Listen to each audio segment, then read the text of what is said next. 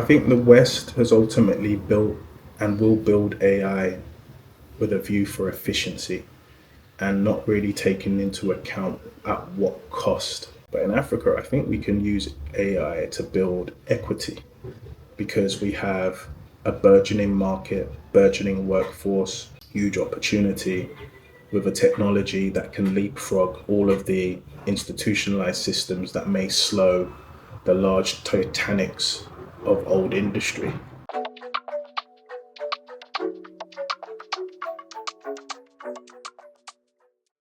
Welcome back, guys. Today I want to explore a different idea and a different approach. Today I want to discuss why I believe that the onset of the AI age may, in fact, be Africa's biggest opportunity yet.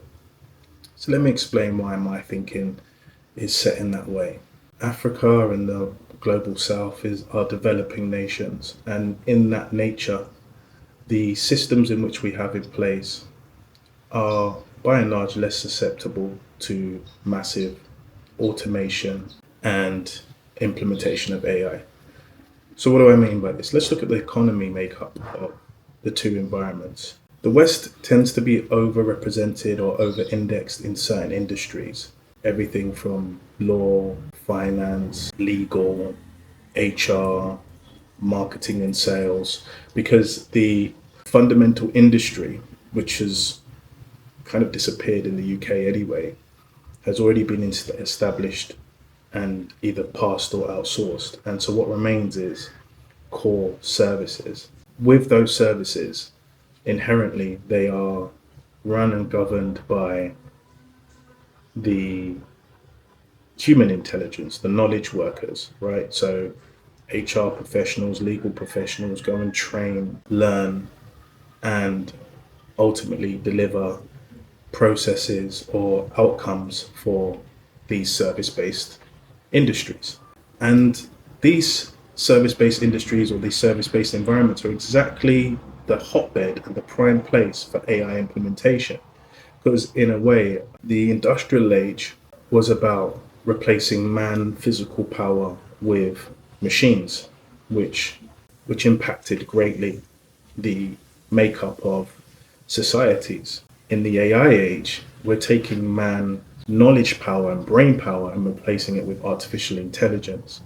We're already seeing it in a number of places. I think the marketing and sales angle is largely, or customer experience angle, automated chatbots, being trained on knowledge bases from companies already being in play, completely taking out whole industries. Things like translators completely being taken out. Even in the creative side, they're being taken out. And I've even seen, for example, in the industry that I'm leaving or used to work in, consulting, that there are now AI companies coming into play, replacing whole consultancies. Now, consulting industry ultimately was for the very few, the extremely large corporations, really high day rates, etc. And it's being democratized across the piece. Legal, you can see that there are legal AIs coming into play, there's HR AIs, everything you can think of where knowledge was inherently, or the ability to process was inherently left up to individuals and organizations, can now be transferred into workflows, producing outcomes. The thinking can take place through artificial intelligence if well prompted. So the onset of an environment where people become 10 times more efficient or 100 times more efficient because they have AI will mean that you will need 10 times less people. So what does that mean for the general population and people who want to actually make a living for themselves? It's going to be treacherous times ahead, I think, for the Western civilization, because so much of their economy is built on service. But once this knowledge work is transferred over to AI, you're going to have a lot of people who are equipped to do certain roles, not having enough roles available. We're seeing it now in the job market. People are having to apply for retail jobs because that's the work that's available. And it's going to transform extremely quickly. I give it another 3 to 5 years before large swathes of the service economy are taken over by agentic AI. It even came up in a podcast recently with Sam Altman, where he was suggesting universal basic income would be required in order to maintain society effectively in the West. And how does that compare to Africa and to Ghana, where I am now? Well, as it is a developing nation, the knowledge work aspect is increasing. We have a very large population of younger people, and the demographics is a whole other topic in itself. But a large population of younger people who are extremely capable in software development and in design and in tech in general. We've got a burgeoning hub of tech professionals here, and they come at a lot lower cost than what would be in the West. But even then, they are also not under threat, but they are enabled by AI. There's something I call African ingenuity. I'm going to try and bottle it up and sell it. It is a way of addressing issues with limited resources that make you better at problem solving. Africans inherently have that because we've always had limited resources in a way in terms of technological resources. The democratization of AI in the hands of Africans is crazy. There are hundreds of thousands and millions of young guys learning AI and building AI tools out here. Whereas in the West, especially in the UK, let me speak from a UK perspective, and average population is at about 39, 40. Here it's 21, 20. And a lot of the people in the UK have been institutionalized into their role. So the onset and the advent of AI within corporate context, which obviously has to jump through certain governance loops to make sure that data is protected. And I get that, it makes sense. Whereas here, it's a green field. It's absolutely open opportunity for young people to evolve and to build with AI. And then the going back to the industry makeup, in Africa, large swathes, and in Ghana, large swathes of the economy is built by informal business, trading. It's almost like back to the future is remnant of history, because once you remove all the services that sit around what is fundamentally trading, marketing, sales, legal, etc., what are you left with, which is the core fundamental business, which is trading. So that's why we have so many entrepreneurial people, even people who are in jobs, have entrepreneurial hustles that probably make more than their day-to-day job, whether it be a block factory, a convenience store, people selling desserts, hair and beauty, farming is huge. All of these fundamental trades or trading is still prevalent and is dominant here. So AI is not as easily implementable in those circumstances. Yes, there are trades that can be enabled with technology and AI, but a lot of them have been functioning and functioning well for and decades without the introduction of any mainstream technology. Most things you would see here is probably the mobile money, which is a great innovation in itself, something that even the West hasn't seen. But fundamentally, the business makeup of Africa and of Ghana is not so heavily slanted towards service industry because it's just not evolved in that way. So the opportunity is huge to enable that from a standpoint of not having rigid, large scale ERP systems and things like that, and actually bespoke custom solutions for African businesses that have scaled.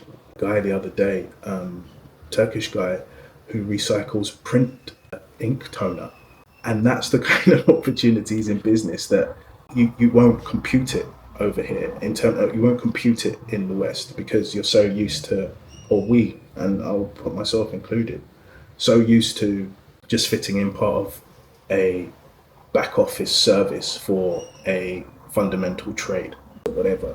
The other part of it, and another section that I think is a key aspect of this, is the demographic makeup right now. So as I said before, we've got a youthful burgeoning population that are highly tech enabled, highly tech interested. I think Cursor are coming to Accra. There was a 200 person event. I tried to register. I'm on a waiting list because there's like that much interest. Anyway, and there are other players coming to Accra, Google, what have you.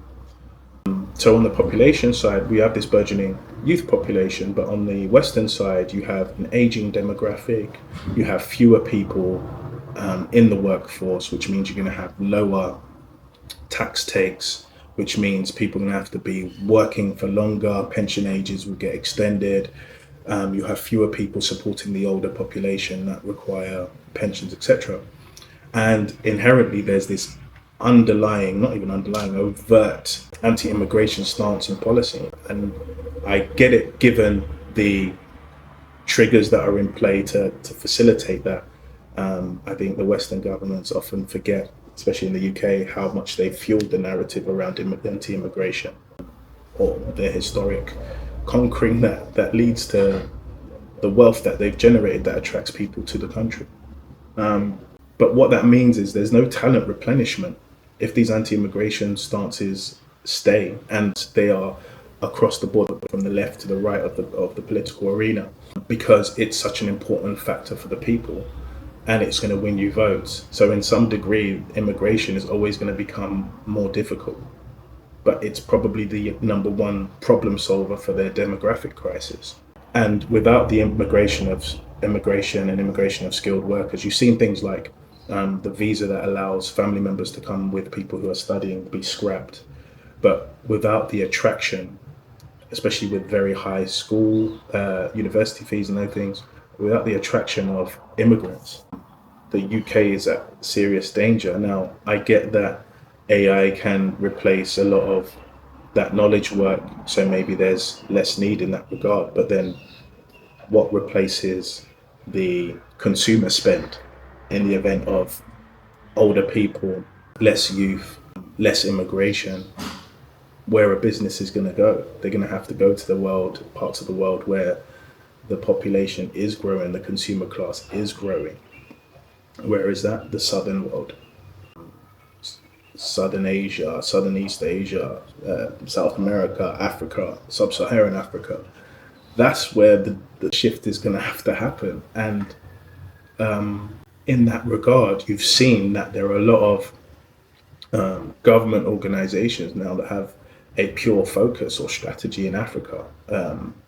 Also corporations. We've seen MasterCard Foundation here investing heavily. We've seen the German government here investing heavily in building businesses and organizations to help their own economy, because they have such a impending issue around the workforce and demographics. It's a real problem in the West and in Europe.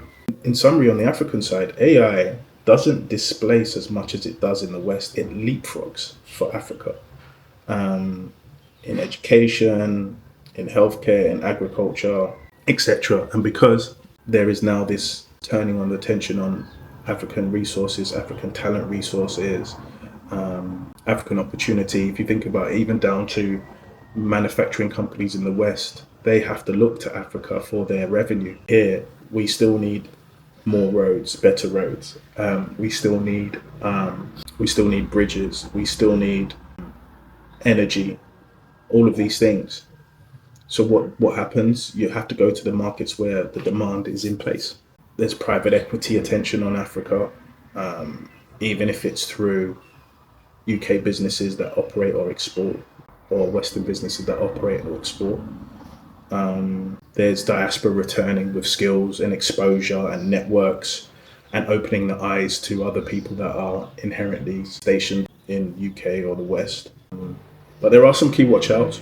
So, the infrastructure for AI, data infrastructure, the data centers are coming up, but that investment kind of needs to progress. But to be honest, it's democratized anyway. Anybody can adapt or adjust or put a wrapper around an AI model, and Africans will do the same thing. I've seen it being done. I think Farmerline had a really interesting way of translating local language using AI for people who are investing in farmers. It's really cool. So what needs to happen, and what I'm thinking about as well is around, we need to house our talent and give them a North Star to help contribute or to build industry. Certainly something I'm thinking about We need to leverage our context. We hold the knowledge around from the social systems, how the knowledge is distributed. So connecting with that is always going to be helpful in leveraging AI. So in summary, I think the West has ultimately built and will build AI with a view for efficiency and not really taking into account at what cost, because it's just a race and everybody's running. But in Africa, I think we can use AI to build equity because we have a burgeoning market, burgeoning workforce, huge opportunity with a technology that can leapfrog all of the institutionalized systems that may slow the large titanics of old industry. So yeah, it's just founder thoughts. I'm gonna do this series. I'm just gonna speak to the camera and let me know how you feel about it. What do you think about AI's role in Africa? Have you seen any examples of major progress being made? Yeah, put the comments in below. Please like, subscribe. We'll talk soon.